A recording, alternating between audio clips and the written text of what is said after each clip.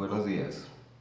Eh, Como les contaba el día de ayer, duramos unos días importantes sin poder grabar por problemas personales, pero vamos a tratar de recuperar el tiempo y pues recuperar el tiempo no se trata de grabar por grabar, sino pues evidentemente tratar de volver a tocar temas que son álgicos para muchas personas.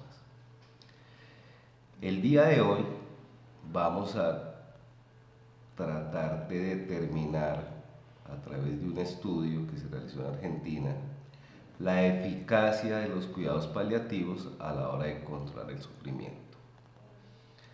Uno de los problemas grandes que tenemos en cuidados paliativos es que medir el sufrimiento resulta extremadamente difícil.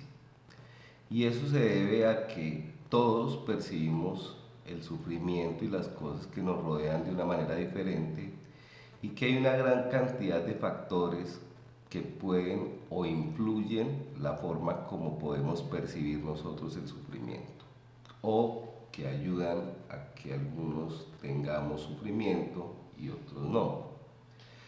Muchos de esos factores pueden ser comunes a algunos individuales.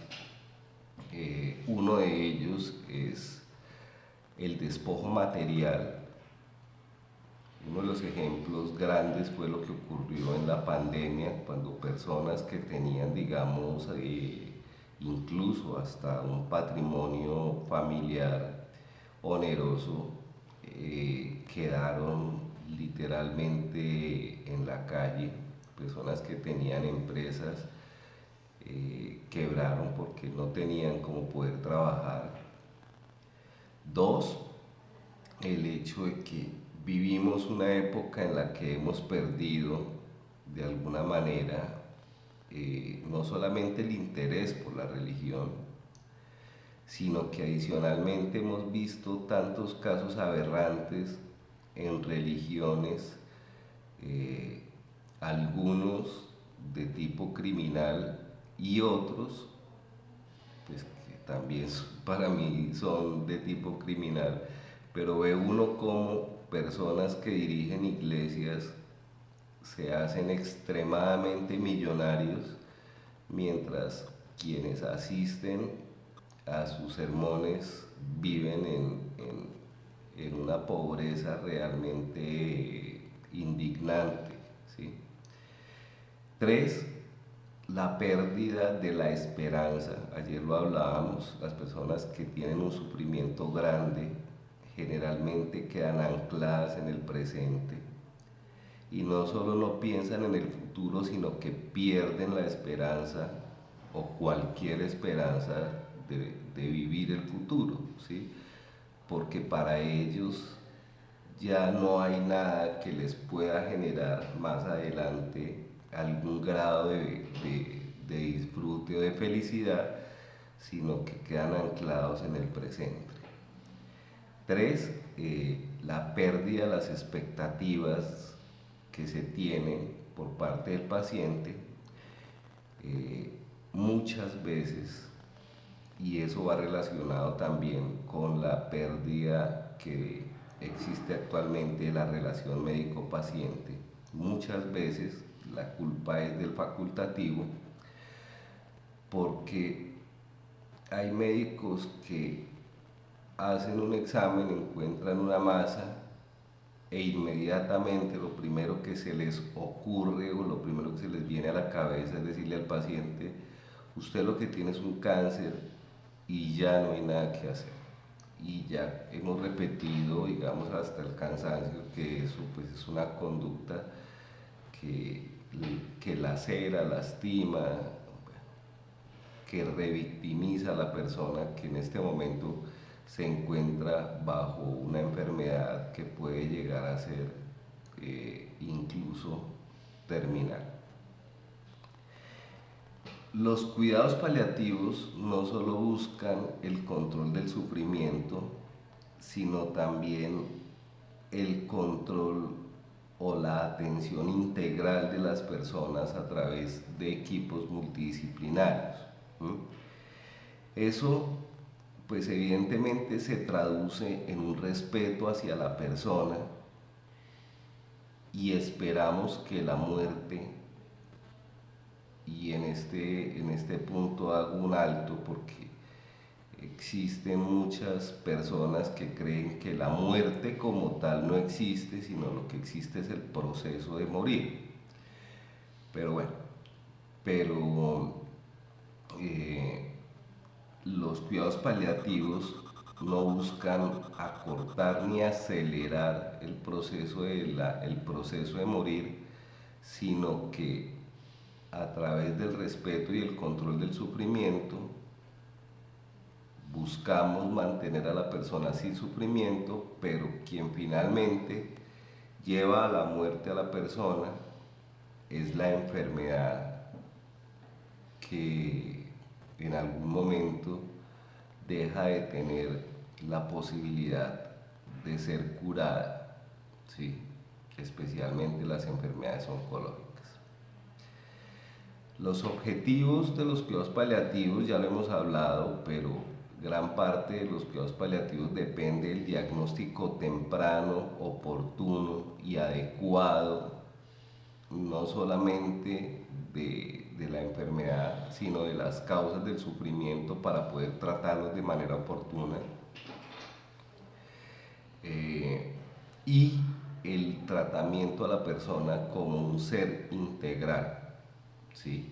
Esos son objetivos que no se nos deben escapar de nuestra mente, porque realmente eso es lo que nos hace diferentes o médicos diferentes a las otras especialidades. No nos hace ni mejores ni peores, simplemente nos hace diferentes, pero nos hace diferentes y necesarios para algunas personas en unos momentos muy especiales de su vida. Ahora bien, el sufrimiento como tal ha sido descrito o definido por muchas personas. Tal vez una de las más aceptadas fue la definición de Cassel, que se hizo ya hace varios años, creo que en el 83, si no me equivoco, en donde el sufrimiento es definido como un malestar general que se genera por la pérdida o la amenaza inminente de una pérdida de la integridad de la persona. Por lo tanto, el sufrimiento solo le ocurre a la persona, no le ocurre a los cuerpos. Entonces, cuando nosotros tratamos sufrimiento, tratamos personas. Ahora, ¿qué influye que una persona pueda tener un sufrimiento mayor o menor? Pues obviamente eso influye digamos, la forma como ha sido formada la persona, sus conocimientos, sus creencias, ¿sí? Pero hay factores que influyen en que una persona tenga un sufrimiento mayor o menor. Por ejemplo, la pérdida de la autonomía, y eso especialmente en los ancianos, y yo tengo unas palabras que las repito siempre a los pacientes, y es, bueno, yo seguramente no son mías, tal vez las saqué de algún profesor o de algún libro, pero quizás el tesoro más grande que tienen los ancianos es precisamente la autonomía o la independencia. Entonces, cuando se pierde la independencia y se genera una dependencia, pues, de un grupo familiar o de un cuidador, pues se genera un sufrimiento porque nosotros no venimos preparados para estar dependiendo de nadie. La pérdida de la capacidad de realizar las funciones básicas de una persona. Estamos hablando del comer, el bañarse, el vestirse, el caminar, el desplazarse, todo eso, que es lo que nos permite por lo menos sobrevivir el perder eso nos lleva también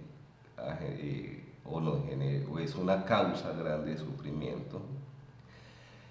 En la vida actual, eh, la dimensión psicológica tiene un impacto grandísimo. Estamos hablando del estrés, de la depresión con la que vivimos una gran cantidad de personas. Y digo vivimos porque pues, yo también sufro depresión. Eh, los recursos de afrontamiento que tenemos algunas personas, y por eso enviamos a las personas al psicólogo, no tanto porque el psicólogo le vaya a dar consejos, sino porque le ayuda a generar esos mecanismos de defensa emocional y le ayuda a desarrollar esos recursos de defensa ante agresiones que no son únicamente físicas. La espiritualidad que se ha venido perdiendo de manera paulatina, y en eso tienen mucho que ver las religiones, no una religión en especial, sino las religiones en conjunto, porque vemos como cada vez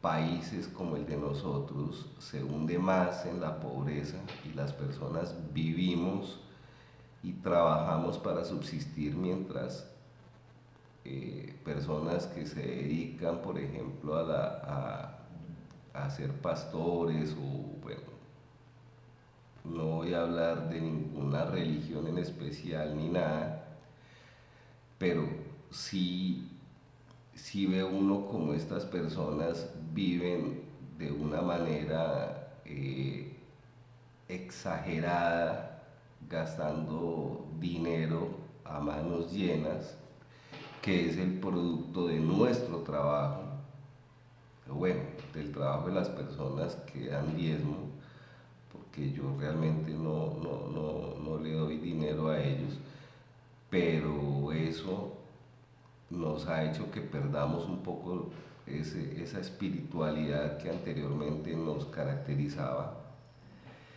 y la comunicación paciente, familia y cuerpo médico. Eso también se ha venido perdiendo gradualmente. Entonces, como les decía, evaluar el sufrimiento pues es una tarea que se vuelve extremadamente difícil, porque además del sufrimiento generalmente se acompaña esto de una pérdida de la esperanza, de una pérdida del sentido de la vida, de una pérdida de la dignidad, de un resentimiento, un enojo, una tristeza permanente por parte de los cuidadores. Hay un cansancio por parte de los médicos, también hay un cansancio que hace que muchos de ellos prefieran no atender los pacientes oncológicos.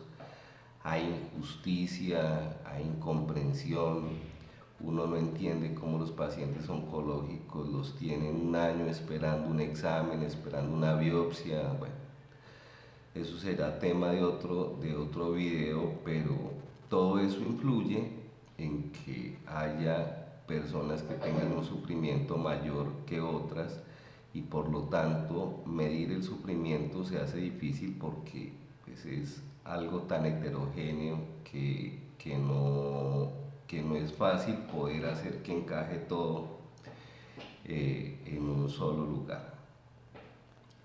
El estudio al que hago referencia es un estudio que se realizó en el 2016. Es un estudio, estamos hablando que en Argentina existen 23 hospitales de tercer nivel. Este estudio se realizó específicamente en el hospital de Tornú, en donde existen pues una unidad oncológica y una unidad de cuidados paliativos muy bien estructurada. En ese momento hubo 26, 20 pacientes 20, sí, 26 pacientes.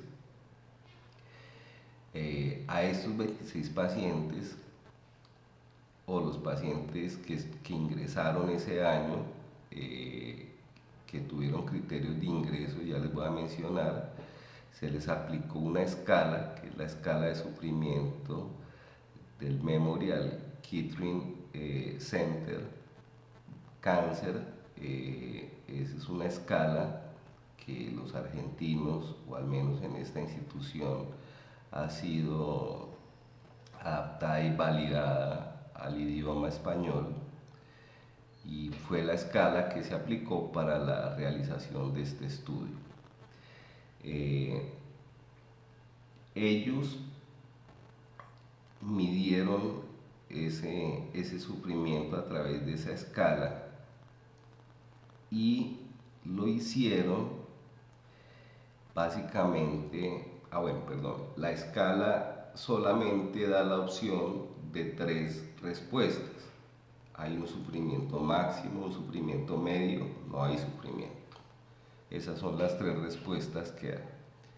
Y se hizo en 2 momentos: antes del ingreso, o cuando iba a ingresar el paciente a la unidad de cuidados paliativos, y 7 días después de tratamiento de cuidados paliativos.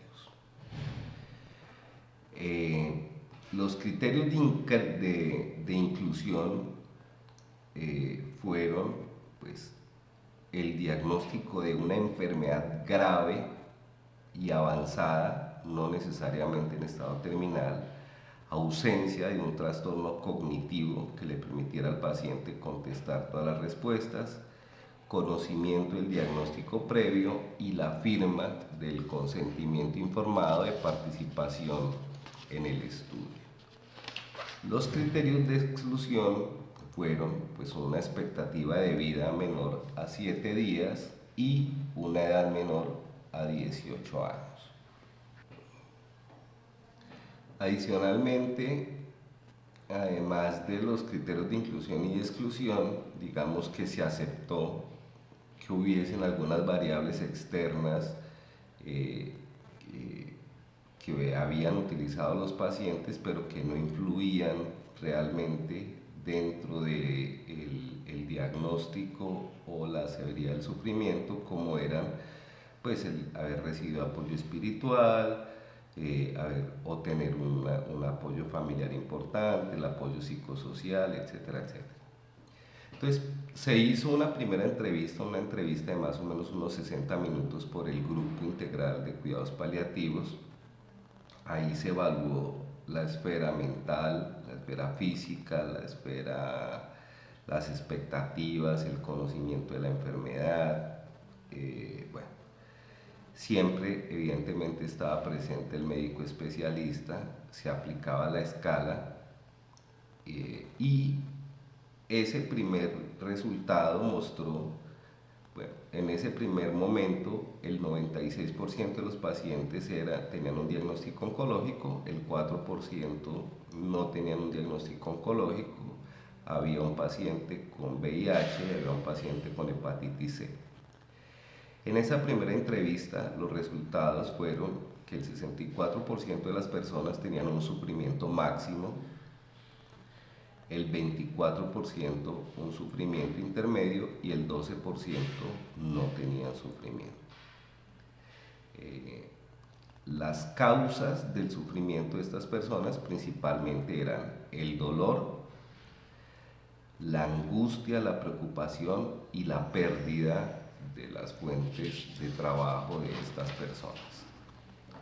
En la segunda consulta se hizo el mismo ejercicio. El resultado fue que hubo un 44% de personas tenían un sufrimiento intermedio y un 56% no tenían sufrimiento. Si se dan cuenta, en este momento no había ningún paciente con sufrimiento. O sea, pasamos de tener un 64% de pacientes con sufrimiento máximo a tener 0% de pacientes con sufrimiento máximo. Eso, pues, nos lleva a reconsiderar varias cosas.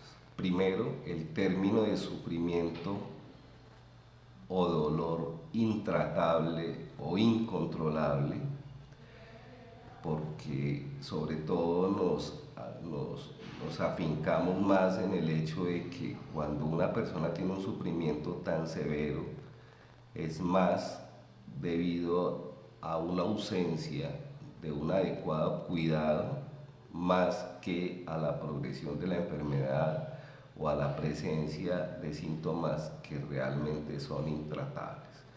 ¿Sí? Eso se pudo por lo menos mostrar, aunque este es un estudio de observación, de todas maneras, pues cuando uno ve que tratando a las personas de una manera adecuada no reportan sufrimiento, pues es fácil comprender que si tratamos a todas las personas de la misma manera, vamos a controlar en gran medida el sufrimiento de las personas. También nos lleva a reconsiderar la eutanasia como una salida muy rápida para los pacientes que tienen cáncer. Muchas veces el paciente con cáncer no le tiene tanto miedo a la muerte, sino le tiene mucho miedo al sufrimiento. Entonces eso lo lleva a tomar la decisión muy rápidamente de acudir a la eutanasia como una salida. No digo fácil porque creo que debe ser muy difícil tomar la decisión de que le realicen a uno la eutanasia, pero de todas maneras pues eso le permite a uno reevaluar eso, ¿sí? Ahora, quienes siguen defendiendo la eutanasia como una salida rápida a los problemas,